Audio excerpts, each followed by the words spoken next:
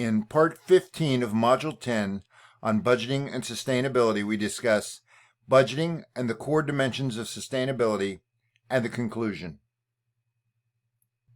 The social objectives of sustainability will change as demographics change.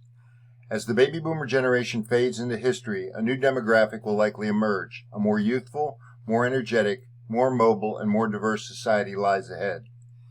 Investing in human capital will become more complex as the traditional transmission of human capital within traditional family units becomes less common and as changing educational needs of a mobile workforce become increasingly evident.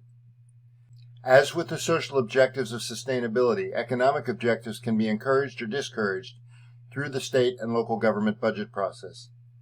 Tax incentives to sustainable industries encourage growth of new green economies, while restrictive tax codes might discourage polluting or non-sustainable industries. In creating equitable market conditions and reducing economic disparity, budget resources in communities built around the sustainability paradigm will likely offer a helping hand to the least benefited members of states and the poorest local communities through redistributive policy. Environmental objectives are advanced through budgeting for environmental regulation. The sustainability paradigm will require that state and local governments strictly regulate polluting industries and products. Regulation, however, requires a strong and well-financed bureaucracy that monitors environmental quality and ensures industry and broader community compliance. Finally, the institutional change needed to advance the sustainability paradigm will most likely occur if clear priorities are established through the budgeting process. Agencies and policy objectives that are of higher priority can be bolstered through a strong financial commitment on the part of budgeters. Social welfare, education, and environmental policy agencies and policies, for instance, would likely receive even greater financial assistance.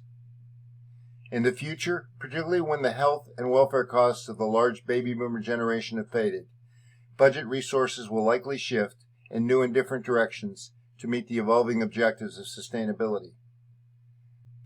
In conclusion, sustainability requires commitment. Commitment, however, is only a word of promised future action. It means very little consequence until acted upon.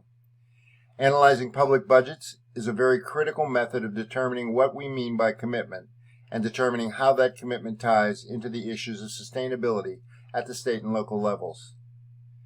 Through our analysis of budgeting in state and local government, we found that commitment requires the expenditure of considerable resources over time. The resources in question will come from a variety of sources, both internal to and external from state and local government, and sustainability requires the development of reliable and non-injurious resource bases to support the programs and policies required to meet the needs of the private sector and civil society.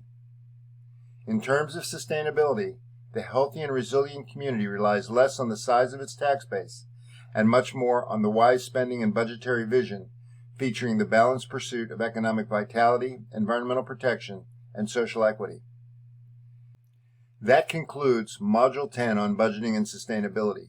In Module 11, we'll discuss entitlements.